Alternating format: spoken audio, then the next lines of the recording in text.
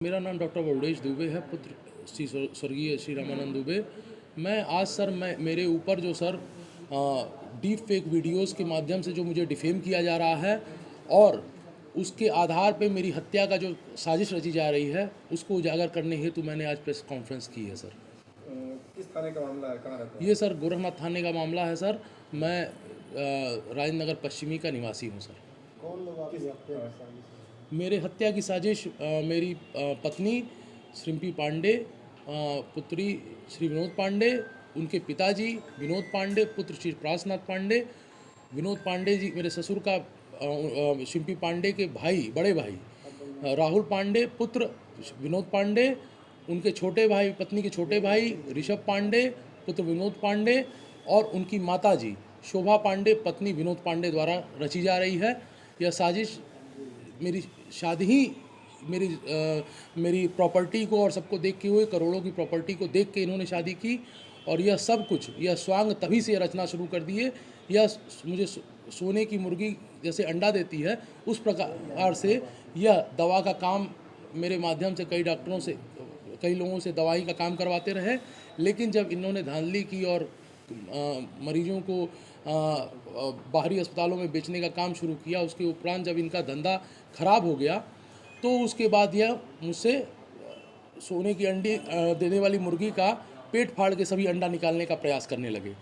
इनका एकमात्र उद्देश्य रह गया था कि प्रॉपर्टी हासिल करना। जब तक मेरे पापा जीवित थे तब तक यह साजिश का प्लेटफॉर्म बनाते रहे, लेकिन पिताजी के मृत्यु के बाद इन्होंने पूरी तरह से मुझे मारने का प्लान बना के उस पर अमल करना शुरू कर दिया है। यह सर दिक्कत शुरू हुई थी उसके बाद जब ये दवा का काम बंद हुआ सर, तो ये मेरी पत्नी मेरे घर में मेरे मौसी जी से, मेरे पिताजी से रोज़ झगड़ा करने लगी। मैं रोज़ समझाता परंतु यह नहीं मानती। झगड़ा सर इस सीमा तक पहुंच गया कि एक दिन मेरी मौसी को अकेला पाके इन्होंने उनका गला दबा के मारने का प्रयास किया। पापा बीच में आए तो उनसे भी हाथापाई हुई। उसके उपरांत मेरे पिताजी ने थाना गोरखनाथ में और एसपी साहब के वहाँ, सीओ साहब के वहाँ सब जगह एप्लीकेशन दी। यह मामला आज से 2 साल पहले का है। मौसी जी को क्यों टारगेट किया? सर उनका यह टारगेट था घर में अशांति करना, हम सब लोगों को मानसिक रूप से प्रताड़ित करना। जब मैं कहता कि अगर आपका मेरे मौसी से, मेरे पिताजी से, मुझसे नहीं बन रहा है तो आप मेरा आधा घर लेकर के मुझे छोड़ दीजिए, तब वो कहती कि मुझे सब कुछ चाहिए और चाहती हूँ तुम मर जाओ। यह उनका वो रहता। कब शादी हुई थी? मेरी शादी 27 अप्रैल 2018 में हुई थी सर। विवाद कब से शुरू हुआ? विवाद सर मुझे लगता है सर 2022 के मिड में। विवाद सर हल्के फुल्के शुरू से होते रहे हैं सर, लेकिन बड़ा विवाद सर 2022 के बाद से शुरू हुआ सर, जब यह प्रतिदिन झगड़ा करने लगी उनसे। और उसके बाद सर 2023 के आसपास सर शायद उन्होंने गला दबा के इन पे हमला किया जब पापा ने एप्लीकेशन दी। उसके बाद 1 साल तक सर मेरे और मेरे पत्नी के ऊपर शांति भंग का मुकदमा चला है सर, जिस पे हर महीने हम लोग आते थे। 6 महीने में एक मुकदमा दर्द ख़त्म होता तो दूसरा लग जाता। फिर पापा से निवेदन करके मैंने थाने में एप्लीकेशन दिलवाई। जब ये मेरी पत्नी आके मुझे कही कि अब मैं विवाद नहीं करूँगी, अब आप लोग जो है पापा को समझाइए। पापा को मैंने रिक्वेस्ट की, उसके बाद पापा ने थाने में एप्लीकेशन दे दी कि अब कोई विवाद नहीं है। फिर वह मुकदमा बंद हुआ। उसके बंद होने के बाद वो सबसे बड़ी मेरी भूल थी सर, वह बंद होने के कुछ ही महीनों बाद इन्होंने पुनः मौसी को किचन में अकेला पाके उनको मारा, उनको पेट पे मुक्का मारा, लात मारा। जब हम लोग पहुँचे, पापा कमरे से निकल के हम लोग आंगन में पहुँचे तो ये किचन से भागती हुई नज़र आई। और जब मैं इनसे पूछा सर कि क्या मौसी को आपने मारा है, तो बोली नहीं मैंने नहीं मारा। मैं कहा चलिए सच झूठ का मैं फैसला नहीं करूंगा, मेरा निवेदन है कि मेरे 89 वर्षीय पिताजी को और मेरी 78 वर्षीय मौसी जी को आप चैन से यहाँ रहने दें। यह घर मेरे पिताजी का है, हम लोग जहाँ मेरा कार्यक्षेत्र है, जहाँ मैं पोस्टेड हूँ, आप वहाँ चल के रहिए। इस पर उन्होंने जाने से मना कर दिया कि नहीं, ये घर छोड़ के मैं नहीं जाऊँगी और इसमें मेरा भी पूरा हक है, मैं ये घर नहीं छोड़ूंगी।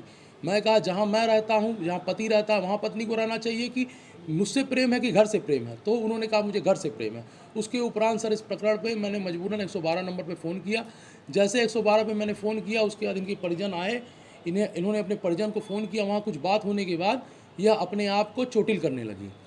मैं रोकने गया, उसमें बचाने लगा। बचाते इतने में सर नीचे इनके परिवार वाले आके पुलिस को फ़ोन कर दिए। पुलिस आई। रात में 12-1 बजे हम लोग थाने में पहुँचे सर। थाने में जाने के उपरांत सर सब प्रकरण हुआ। मेरे एक family friend doctor Shwetang Singh वहाँ आए। उन्होंने समझाया कि बच्चे का भविष्य खराब हो जाएगा, और उसी बच्चे के भविष्य के लिए इतने साल से मेरा रिश्ता चला भी रहा था। तो मैं वहाँ से वापस चला गया। उसके उपरांत जब अगले दिन सुबह जब मैं अपने ड्यूटी पे चला गया, तो यह अपने पिताजी के साथ जाके पुनः एप्लीकेशन मेरे खिलाफ़ डाल दी, जो कि रात में मैं भी डालने वाला था, मुझे नहीं डालने का मौका मिला। मुझे थाने से फ़ोन आया, मुझे बुलाया गया। मैंने उन्हें बता दिया कि भाई मैं जेल कारागार के साथ साथ CSC खलिलाबाद का अधीक्षक भी हूँ, और इस कारण से किसी भी बंदी को कुछ भी हो जाता है तो मैं अपना कार्यक्षेत्र नहीं छोड़ सकता। किसी बंदी को कुछ हो गया तो समझ जिम्मेदारी मेरी होगी। मैं अगले दिन संडे के अवकाश वाले दिन मैं उनके पास गया और थाने पे गया। वहाँ पे थाने पे जब मैंने सारी बात बताई कि मैं पत्नी को अपने साथ रहने के लिए कहता हूँ पर पत्नी नहीं रहती है, तो इस पर थाने वालों ने भी मेरा समर्थन किया, और लिखा पढ़ी में वह मेरे साथ खलीलाबाद जाकर रहना शुरू कर दी। उसके बाद सर मैंने अपनी सुरक्षा के लिए वहाँ कैमरा लगा दिए, CCTV कैमरे वहाँ लगा दिए। आप चाहते हैं? अब मैं उनके साथ बिल्कुल नहीं रहना चाहता, नहीं तो सर वो मेरी हत्या कर देंगी सर, यह साफ़ है। उस दिन मेरी हत्या के प्रयास से ये लोग आए सर। जब मुझे यह पता चल गया सर, जब मेरे पिताजी का निधन हुआ, उस प्रकरण के बाद से जब आहत होके मेरे पिताजी का 2 महीने में हार्ट अटैक हो गया, उसके बाद से जब ये यहाँ गोरखपुर आई सर, तो इन्होंने गोरखपुर से जाने से मना कर दिया। मैं भी विवाह से बचना चाहता था, पापा के जाने के बाद टूट गया था। मैं भी यहाँ से अप डाउन करने लगा, लेकिन ये निरंतर मुझसे झगड़ा करती थी।